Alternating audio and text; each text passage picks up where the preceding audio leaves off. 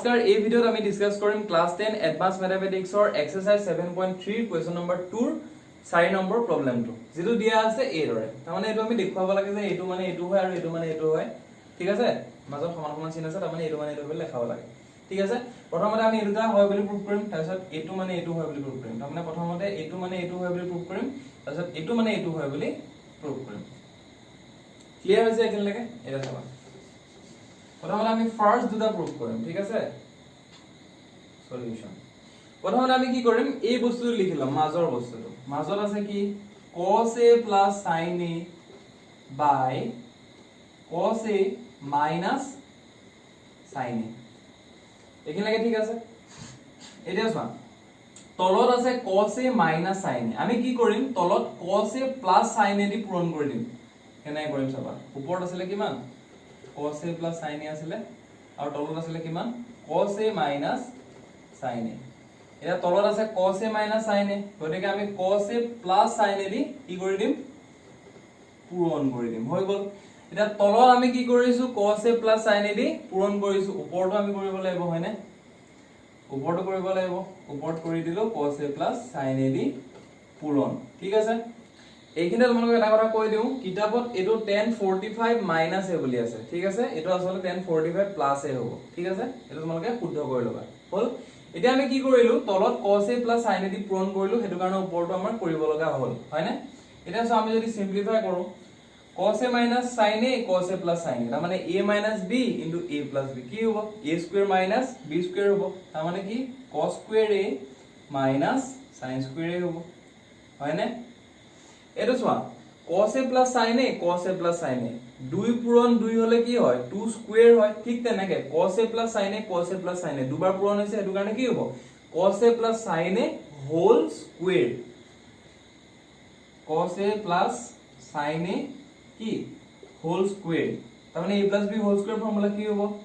cos square a plus 2 sin a cos a হয়নে plus sin square a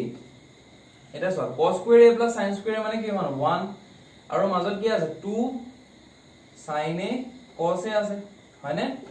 তাৰ মানে cos a plus sin a into cos a plus sin a মানে হল 1 plus 2 sin a cos a এটো ইয়াৰ পৰা ওলাইছে ঠিক আছে এটো এখনৰ পৰা ওলাইছে এতিয়া চাবা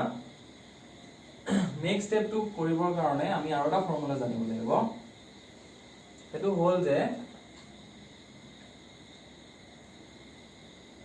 2 sin a cos a মানে কিউ আমি জানিব লাগিব আৰু cos square a minus sin square a মানে কিউ আমি জানিব লাগিব 2 sin a cos a মানে হল sin twice a ঠিক আছে এখিনি মই ফৰ্মুলা কাৰণে লিখিছো দেই 2 sin a cos a মানে হৈছে কি sin twice a cos square a minus sin square a মানে হৈছে কি cos twice a cos twice a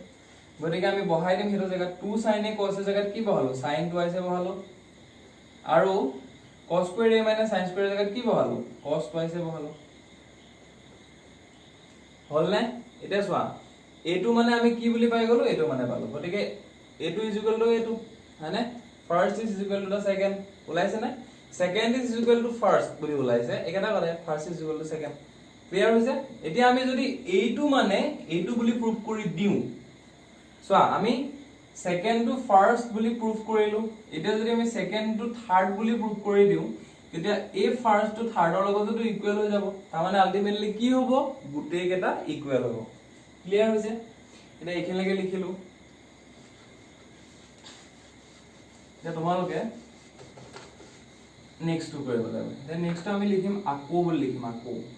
ইংলিশত লিখিলে লিখিম নেক্সট বুলি অসমীয়াত লিখিলে লিখিম আকো বুলি হল এটা চাবা আমি সেকেন্ড টু থার্ড বুলি প্ৰুভ কৰিব লাগে আমাক দিয়া আছে কি এটো দিয়া আছে এটা আমি কি কৰিম উপৰে তলে cos থিটা দি অৰ্থাৎ cos a দি হৰণ কৰি দিম ঠিক আছে ফৰ এক্সাম্পল চাবা তোমালোকে 12/4 হইবা ঠিক আছে এই 12/4 ক তুমি যদি উপৰে তলে 2 দি হৰণ কৰি দিয়া ওপৰত যাব 6 তলত যাব কিমান 2 এনেকুৱা তুমি কি কৰিব পাৰা ঠিক আছে ঠিক একেদৰে ইয়াতো আমি ওপৰত cos a আৰু তলতো cos a যদি হৰণ কৰি দিও তেতিয়া কি হ'ব চাবা আকৌ সেপাৰেট কেও cos এ দি হৰণ হৈ যাব cos x যদি cos এ দি হৰণ কৰো কিমান হ'ব 1 হ'ব প্লাস sin x যদি cos এ দি হৰণ কৰো কিমান হ'ব 10 হ'ব হয়নে cos x যদি cos এ হৰণ কৰো ঠিক আছে মই অকমান দীঘলৈকে কৰি দিছো তোমালোকে বুজি যদি পোৱা নাই বুজি লবা হা ওপৰত আছিল এটো ওপৰত আমি গুটেই টাৰ্মটোকে cos এ দি হৰণ কৰি দিলো তলত আছিল এটো cos a - sin a হয়নে এই গুটেই টাৰ্মটোকে আমি কি কৰিলো cos এ দি হৰণ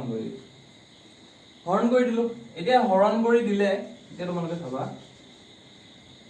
4 + 5 বাই যদি 3 হয় এই বস্তুটো আমি এনেকৈ লিখিব পাৰো 4/3 বাই 5/3 এটা আমি এনেকৈ লিখিব পাৰো এই বস্তুতে সেপাৰেট কে হৰণ কৰি কি হৈ যায় যোগ হৈ যায় সিমিলাৰলি এই cos এ দিয়ে cos এ হৰণ কৰিব cos a by cos a হয়নে প্লাস কি হ'ব sin a by cos a হ'ব না sin a by cos a তলত কি হ'ব cos a by cos a minus কি হ'ব sin a by cos a এটা বুজি পাইছা ভালকে এটা চোৱা cos a by cos a মানে কি 1 sin a by cos a মানে কি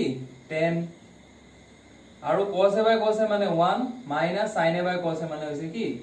10 এইখিনিলৈকে বুজি পালা সবে এইখিনিলৈকে বুজি পালা এটা খুব ইম্পৰ্টেন্ট কোৱেশ্চন দেই পৰীক্ষাৰ ফলবা খুব ইম্পৰ্টেন্ট কোৱেশ্চন 1 + 10a বাই 1 - 10a পাই গল নেক্সট স্টেপটো কৰিবলৈ আমি এইখিনি মাৰিব লাগিব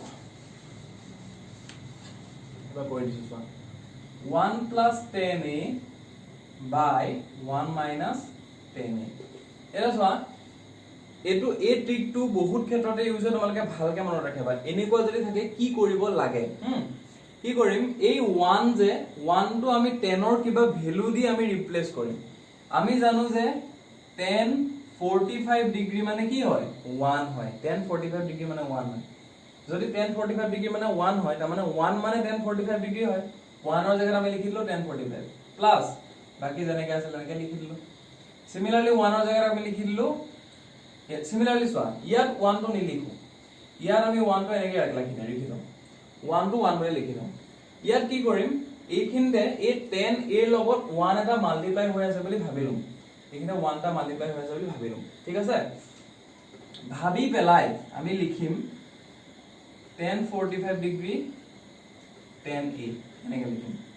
কাৰণ কিয় চোৱা tan 45 ডিগ্ৰী মানে হৈছে 1 1 ৰ লগত tan a পূৰণ হৈ পেলাই কিমান হৈছে tan a হৈছে একে থাকিল না গতিকে এটা আমি এনেকৈ লিখি দিম এইটো আমি কিয় কৰিলো এনেকুৱা আমি কিয় কৰিব লগা হল ইয়াৰ কাৰণটো হল কি চাবা এটো এনেকুৱা ফৰ্মত গুছি গল tan a + tan b by 1 - tan a tan b এটো মানে হৈছে কি tan a + b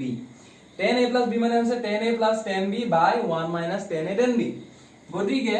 এটো যদি এনেকুৱা হয় তেতিয়া এটো আমি এনেকৈ লিখিব পাৰো নে tan 45 ডিগ্ৰী + a বুলি লিখিব পাৰো নে tan 45 ডিগ্ৰী + a বুলি লিখিব পাৰো নে তেতিয়া কি হ'ব চোৱা tan 45 + tan a by 1 - tan 45 tan a clear হল কথাটো গতিকে এই বস্তুটো মানে this is equal to this one বুলি আমি কি কৰিলো প্ৰুফ কৰিলো হয়নে ক্লিয়াৰ হৈছে সবৰে গতিকে